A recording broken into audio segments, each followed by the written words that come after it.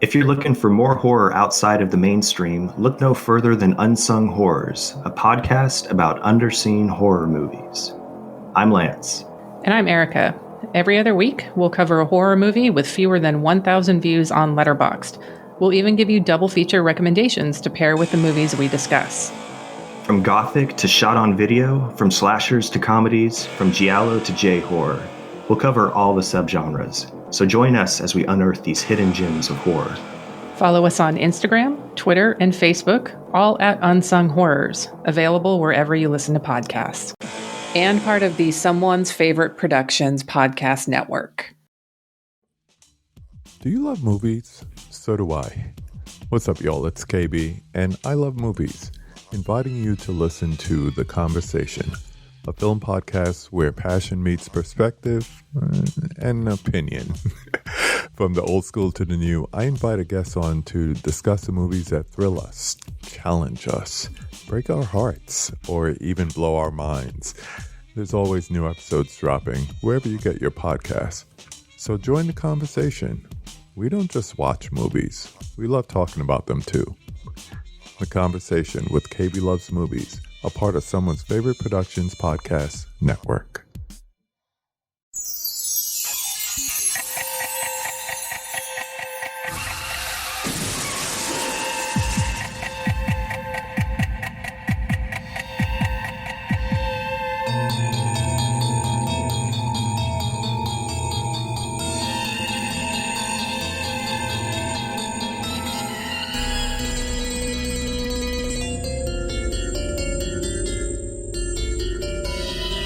Hi there, I'm Chris Stachiw. I'm Mike White.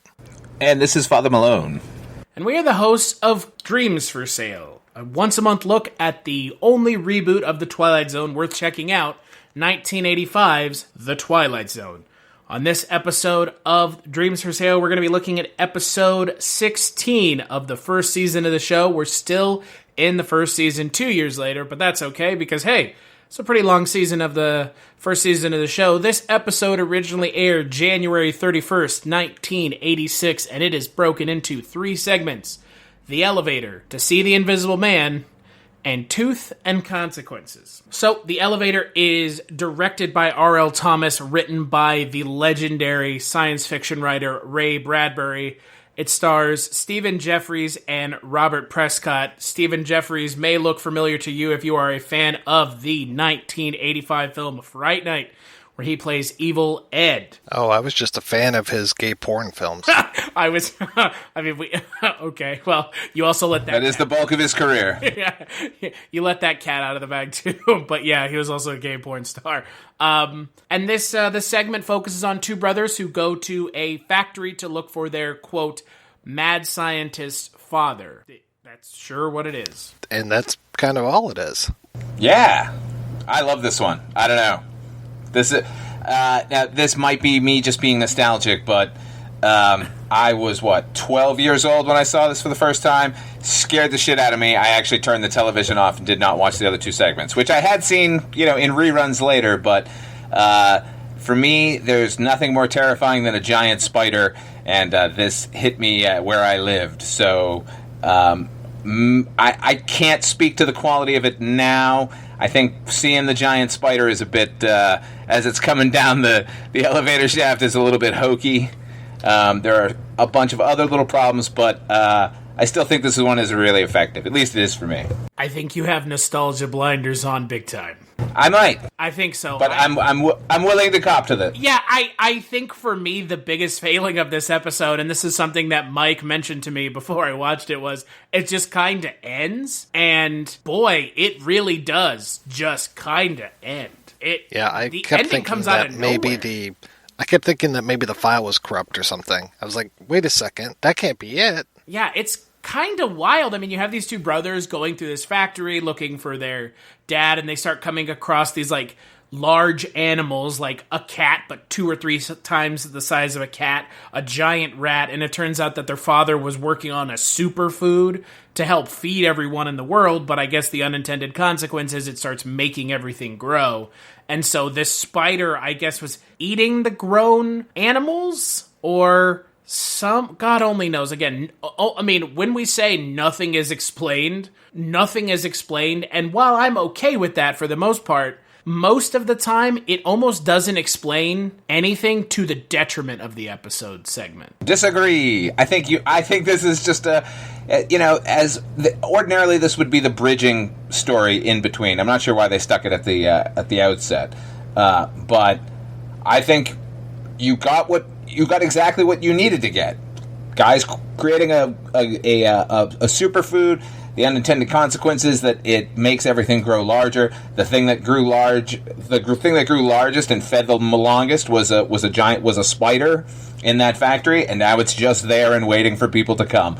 And then they get eaten. I mean, I didn't need to know anything that happened after it. The story starts with them, it ends with them. That's even in a non-nostalgia way. Like, I appreciate how sort of quick and gut punchy it is. When this thing finally eats them, and then it's just over. It's I don't know. I mean, they could have. Maybe it's just me. They could have had the spider like teased throughout the segment. I don't understand why all of a sudden it's just, oh, there's a spider. The end. Like that. That feels so non-climactic because they had an opportunity to build to it and they didn't. I think actually. Well, that's funny because watching it again now, like what the brothers are saying to one another, I actually felt like it was almost giving away too much. Where they kind of keep mentioning like, well, what could have eaten these, and then they mention like, what kind of an experiment can you just leave on its own and only come and check on every once in a while? And, then they cover that up with it could be just he's growing a food or a plant or something or other. But clearly, I think all the dialogue sets up the fact that there is a spider in there. At least there's some creature that the father has been nourishing and growing, and then it ended up eating him. So yeah, I like that it came in and came out pretty quick. I kind of like you. The time it was given. That's for sure. I like you, I wish that it was more the middle segment rather than the first one, just because it was so like, whoa, what just happened? I was settled in for something that would last a lot longer. Considering how the other two segments are quite, like, not long, but they take a while to get going, it is kind of weird that this is, like, the first, like, out-of-the-gate quick one. And again, it's also a story written by Ray Bradbury, and it's so quick. It almost needed to be in the center, because I think if it had been in the center, I think it may have been more successful in the pace of the segment. But watching it as the first segment, I don't think did it any favors. No, I believe they probably intended it to be that, and then I'm sure somewhere down the line somebody said, Ray Bradbury wrote this, we're fucking leading with it. So, to the detriment of it, because the other Ray Bradbury story, the Burning Man with Robert's Blossoms, was fantastic as well. I like, I don't know, maybe they were just sort of trafficking in his legendary status and just put it at the beginning. But yeah, I mean, they could have even ended the episode with this one, and I think it would have been more effective than up at the front. Yeah, I don't think leading with it was the best call at all, period. It would have been like leading with the Uncle Devil's show. Like, why would you do that? Like, you're taking this, like, quick segment and you're just kind of throwing it to the wolves, and it doesn't help the pacing of the segment. No, and particularly because what's to come is effectively a comedic episode and a rather stirring episode, or stories, those two stories. So, like, leading with what is supposed to be the creepy one is just bad news. I do think put it in the center, put it at the end. Yeah, I agree. I mean, again, I don't think it's a bad segment. I think it's just kind of the way they have it in the episode. It kind of highlights the issues I have with the segment. And if it had been somewhere else, I think it would have been a different story. But that's not what happened. Like you said, they probably were trafficking in the name value of Ray Bradbury, which, to be fair, in 86, I mean, he's got, I mean, still in 2020, but, Yeah, I don't remember how this was advertised, but I'm sure it was tonight on the Twilight Zone, Ray Bradbury, you know what I mean? All right, so let's move on to the next segment in the episode, To See the Invisible Man. It's a world much like our own, yet much unlike it. A twisted mirror of reality in which a man can find himself cast out, made invisible by public acclamation, belonging no longer to society, but only to the gray reaches of the Twilight Zone. So this segment is directed by Noel Black, written by Stephen Barnes. It stars Cotter Smith as a man who is given a interesting punishment for being cold. He is marked to be interpreted by the community as invisible, and if people respond to him, they will get punished for the same thing, but he's not actually invisible. He's just meant to be treated invisible. It's a hell of a segment. This one really stuck with me after all these years, especially the scene of him in the cafeteria when the blind man comes over and he's finally got someone he can talk to, and then the woman comes over and just whispers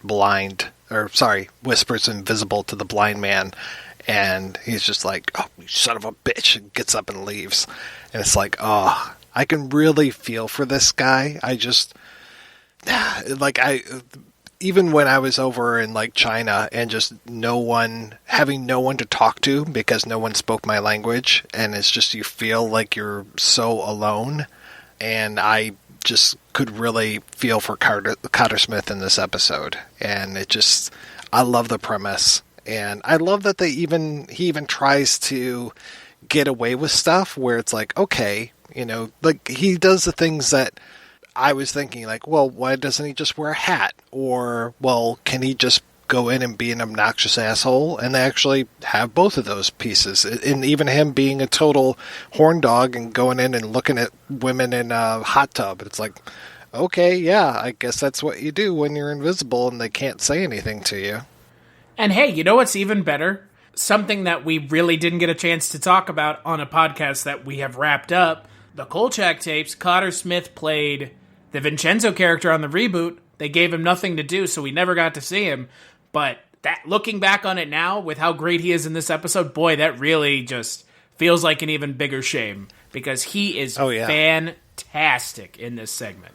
Yeah, he's also on that show Mindhunter right now, the David Fincher serial killer show. He plays the sort of head of the FBI behavioral division. He's really good in that, too. He's fantastic in this episode. Which I keep hearing is not going to get a third season, which seems absolutely ridiculous after they've been setting up the BTK killer for 2 seasons so far, and it's like, are we never going to get there? I mean, if that show doesn't get a third season, I don't know what I'm going to do, because it's been itching that Zodiac's, like part of me, takes the place of watching Zodiac over and over, is watching that show. But, yeah, Netflix would rather make another season of God only knows what garbage. Tiger King. Season 2. Yeah. Let's get some more Schitt's Creek. I thought that was an HBO show, wasn't it? Schitt's Creek was Schitt's Creek? No, not a Netflix show. Mindhunter. Oh yeah, no, that was a Netflix show. Oh really? Or was it Amazon Prime? What? No, it was either Netflix or HBO, but I guess it was Netflix. What was? Mindhunters? Mindhunter. Yeah. That was a Netflix show. Okay. That was a Netflix original. That was the other show that they worked on with David Fincher, outside of the first one with that guy who, we don't talk about, Kevin Shall Spacey. not be named. The Invisible Man. The Invisible Man. Who keeps making YouTube videos and trying to get people to watch them. Jesus Christ. I like this segment a lot. I mean, look, I don't think we can skirt the fact that it is a little heavy-handed. But it doesn't get so heavy-handed that it gets in the way of being an entertaining segment that has a message at the end. Yeah, I like it as well. I do, as you said, Mike, I appreciate the fact that the character engages in the activities that probably any of us would if we were deemed suddenly invisible. I do, however, just because when you get into speculative fiction, my mind always goes to all of the places that they're not answering. Like, his sort of first foray as an invisible man is him in this restaurant, and he's trying to order, and they're just ignoring him. So he's like, well, okay, I'll just get it myself. And he goes back and puts on the chef's hat and starts, ladling food onto his plate. And all I could think is, okay, so they say you're invisible, everyone's treating you that way, that's fine, but, you're out on the street, what if you just start, randomly punching people? Isn't there some sort of protocol that the police are going to go, yeah, you're actually visible, pal, and you're coming with us? He's clearly thieving at that point. So, also, he can't work at his job, and I think this is something a lot of us are going through right now, not to date this particular podcast, but, how is he eating? How is he paying his rent? I was like, wondering the same thing. Yeah. Like, if you're gonna take pains to, like, explain all these other little things, like, you know, if you put a hat on, it'll burn its way through, like, okay, that's cool, I guess, like, which, even at the time when I was younger and watched it, I thought, so get a hat that doesn't come up against your forehead. You know what I mean? Like, go buy yourself a 10-gallon fucking cowboy hat that's a little bit front-loaded there, and then you won't have any problems at all. Also, like, the idea that if you get hit by a car, which happens in the episode, like, you can't seek medical attention? Right. Like, that's crazy. Like you said, I mean, they go so far as to address that specific scenario where he gets hit by a car, but yet they don't address, like, how do you have money? Are you just supported by the government on unemployment? Or some sort of, like, here's your, 3 squares a day, and it's, like, essentially house arrest? Because, I mean, they could have explained it away with, like, an easy enough line, but they don't. And so, like, while it's a plot hole, at the same time, and it does kind of irk me that they don't address it, like, there's a lot worse things that these episode segments have done than not explaining a couple small plot holes. Yeah, I mean, these are quibbles I have that I think could make because I think it's a really good episode. I think these answers would make it even better. These aren't detractions to the overall enjoyment of this particular segment. I just, when you start opening doors in your speculative world, like, you got to address the ones that are more obvious, that's all. I mean, this makes me want to go back and read the Robert Silverberg story, because I've read some of his fiction before and I really liked it. So I'm very curious to check this out. I found a collection of his short stories on archive.org, so I'm going to check that out and read it hopefully over the weekend. I'm sure he'll answer those questions. Well, probably. Maybe, or it might be 5 pages long and just something that they stuck into amazing science fiction stories, and it just made you think, didn't it? Yeah, maybe. I did like the ending, and I think that the ending is probably the smartest thing that the entire segment does, is they have this opportunity to kind of shy away from him learning a lesson at the end, and instead of turning away from that, they turn right into it. And I appreciate that, because, like we were talking about 2 episodes ago with the Robert Carradine one, where they learn nothing at the end of the episode. He learns something here. The character actually goes on a transformative process, which, for this show, sometimes they miss the mark with it or don't even attempt to do it at all. And I really appreciate that this segment gives you an actual full-fledged 15-minute arc for this character. Yeah, it's a remarkable ending. It's as good a twist as any of the nastier twists we get from the Twilight Zone. It is a little... it is amusing to think that there's a society that will punish you for being a cold human being, and then once you've learned your lesson, they're going to punish you for behaving in a warm and genuine way to somebody. Maybe that's the biting Twilight Zone-y portion of it. That feels like it has to be the irony of it, right? Kind of, yeah. I mean, it's a remarkable segment that it actually makes me want it to be longer, which is not too many of these that we've talked about over the last few months has done that to me. I would agree 100%. And considering what the 3rd segment is, yeah. Yeah, I would have... Yeah, you could have taken up that time. Yeah, I would have rather had more of this maybe explaining some of the more finer intricacies of the world than the next segment, which is, well, let's just talk about it. Tooth and Consequences.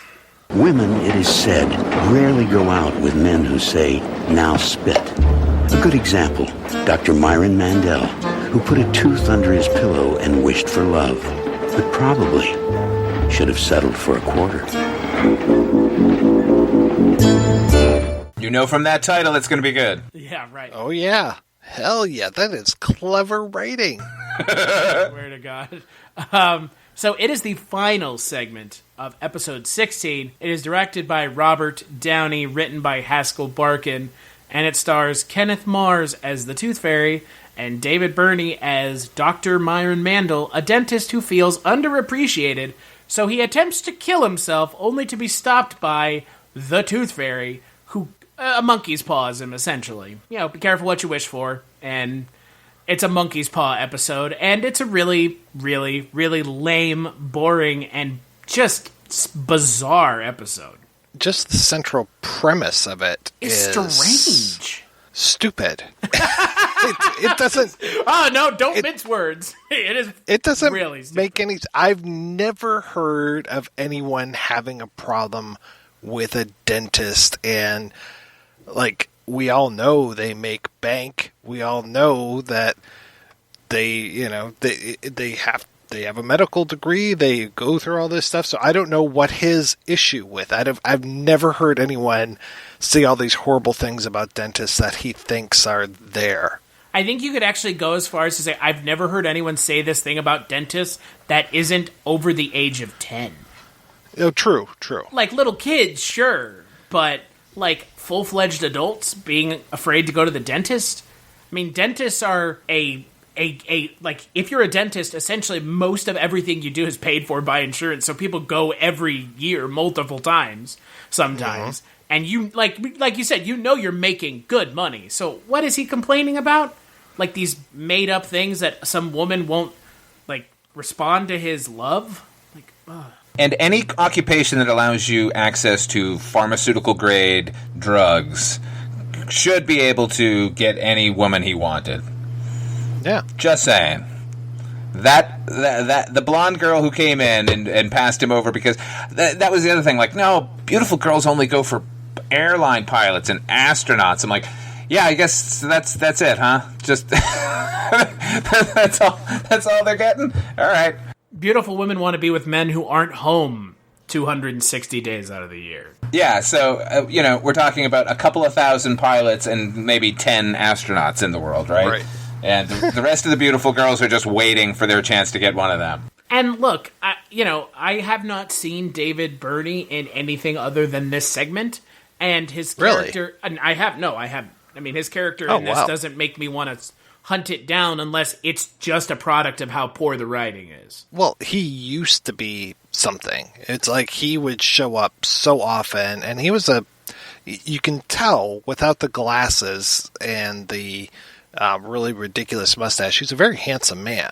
So he was cast as like the leading man on a lot of stuff, which was another problem that I had with this episode, where it was just like, okay, you're a pretty attractive dude, maybe a little bit of a makeover would help, but it's not like, I mean, I find Griffin Dunn to be attractive, but even cast like a Griffin Dunn, somebody short or schlubbier a little bit, or just go all out and cast somebody really super schlubby and, balding and all this stuff. So it's maybe more than just that you're a dentist. But with this, it's purely that he's a dentist because he's a handsome guy otherwise. He kind of reminded me of Harry Reams from Deep Throat. What it reminds me of is any movie that tries to, like, ugly up a girl that is clearly an attractive actress. Like, guys, come on. Yeah. Oh, she's wearing glasses. Yeah, she has her hair up. Oh, no. Like, what? What a dog. Yeah, what's the... with, like, Freddie Prinze Jr., where that's, like, the entire premise of the movie? She's all that. Yeah, it's like, oh, dear God, come on. Really? Like, you're not going to convince anyone that she's supposed to be ugly. Come on. And it's, like I said, I mean, I hadn't seen him in anything, but I did, like, look him up. And when I looked him up, I was like, that doesn't even look like the same guy in the episode. Like, he's clearly approaching, his, like, later years. But at the same time, like, they go so far to make him so just unappealing as a character. Yeah, he's so manic. And just all of these thoughts that are going through his head. I'm like, he needs a therapist. He doesn't need the Tooth Fairy. No. What's funny is... the Tooth Fairy shows up, and it's Kenneth Mars, who is actually known for being manic and insane, and is not that attractive a human being himself. Like, why did they cast these people completely incorrectly? That they should have swapped those two roles. Kenneth Mars shows up, and I'm like, is that John Goodman? And every time he speaks, he is doing like a Goodman-esque type delivery. And in this one, he definitely is, yeah. Oh, yeah. I'm like, man, my goodness. He, like, John Goodman just missed out by being a little too young for this role, I think. But, yeah, I was really happy to see him in this. I mean, I love Kenneth Mars, but, yeah, he was completely miscast. He should have been the main character because you can rest everything on his shoulders. He can carry it. Absolutely, he would have turned it around. The only thing I've seen Kenneth Mars in is Fletch. And have you seen The Producers? But I don't remember it. I mean, it's been so... Did you see Young Frankenstein? Again. Oh my God. Hold on a second. I've seen both of those films, but I have not seen them recently enough to really have an opinion. I mean, it's not like Blazing Saddles, which I watch at least once a year, or Spaceballs, which I watch every couple of years, or my favorite Mel Brooks movie, History of the World Part 1. Like, I watch those with more regularity than I do The Producers or Young Frankenstein. So... I know he's in them. Well, that's a problem. Yeah, sure. Yeah. I mean, I know that those are Mel Brooks' like two most famous movies for a certain subsect of people who are fans of his, Young Frankenstein and The Producers. Young Frankenstein. Well, I think Blazing Saddles might be better than both of those, actually.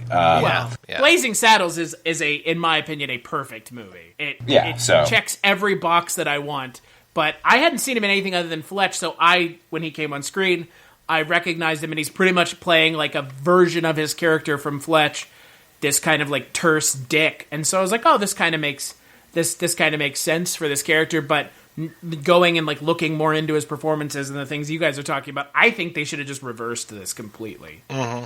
Totally. Did anyone feel like the end of the episode, not the final part, but when his wish comes true, it felt remarkably like, but can she type?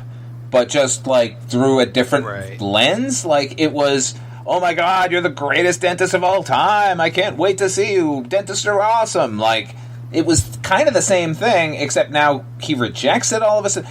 Yeah, this episode is real bad, right down to the end where he's now in a boxcar filled with all of the other dentists who are fleeing all the fame and money and everything they wanted. What the fuck is going on with this episode? Here's the thing.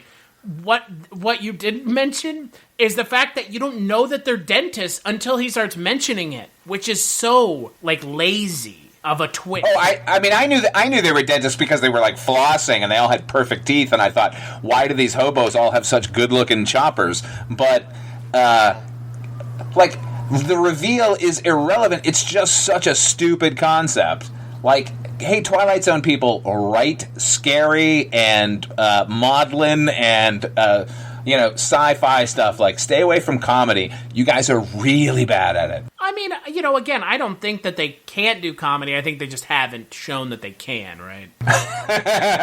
What's the difference? I mean, again, I'd like to give them the benefit of the doubt, but how many? Let's just think here. How many comedy episodes have we seen? Like episode segments. Is this the first? Well, no, Eye of Newton, which was actually funny. Now I'm gonna have to walk back my statement because Eye of Newton was good, and the Uncle Devil Show, which I think was a comedic one, that was also pretty good. That doesn't mean we haven't gotten any that have been bad. Dealer's Choice is comedic as well. Yeah, Dealer's Choice is totally fine. I take it back. Go do you, Twilight Zone. I think the issue is we have had almost back-to-back bad comedic episodes with The Little People of Kalani Woods and Tooth and Consequences. I mean... Maybe it's a late-season phenomenon. Yeah, but I mean, I like these first two segments, and then this third segment just kind of completely falls apart under the weight of its own ridiculous and misguided premise. So, anything else? I don't think so. Cool. So on the next episode of Dreams for Sale, we're going to be tackling episode 17 of the show. It is broken into two segments. The first 2-segment episode in quite a while, I think, since Eye of Newton, actually. We're going to be talking about Welcome to Winfield and Quarantine. Until then, where can people find you, Mike White? You can find me over at the Life and Times of Captain Barney Miller podcast, which is, comes out about once a month, kind of like this, where we talk about Barney Miller. And that's you and me, Chris. We talk about Barney Miller. That's what we do. We talk about... Are you saying we talk about Barney Miller? That's what I would like to say. If you can take away one thing, it's that we talk about Barney Miller. Oh, good. Where can people find you, Father Malone? You can check me out over on my YouTube channel, Odd 5 Films. Check out my show you've never seen. Also, listen to me with you, Chris, over on Chronicles from the Crypt about the HBO television series Tales from the Crypt. Another show that the company that put it out doesn't seem to care about, and you can find in its entirety on YouTube. So, Yay! yeah, just like this show, you can find all of the Twilight Zone 1985 episodes on YouTube, which is strange, to say the least, considering the algorithms for YouTube normally do a pretty good job of taking copyrighted stuff down. As for myself, Casualty_Chris is where you can find me on Twitter. I do a little podcast called The Culture Cast, and I do another podcast called Scary Stories We Tell. You can check those out. I plug them all on my Twitter. As always, big thanks to Roxy Drive and Neutron Dreams for the music. For Dreams for Sale, at Twilight Zone 85 on Twitter, and TwilightZone85.com is where you can find more of us. And we'll catch you on the next episode.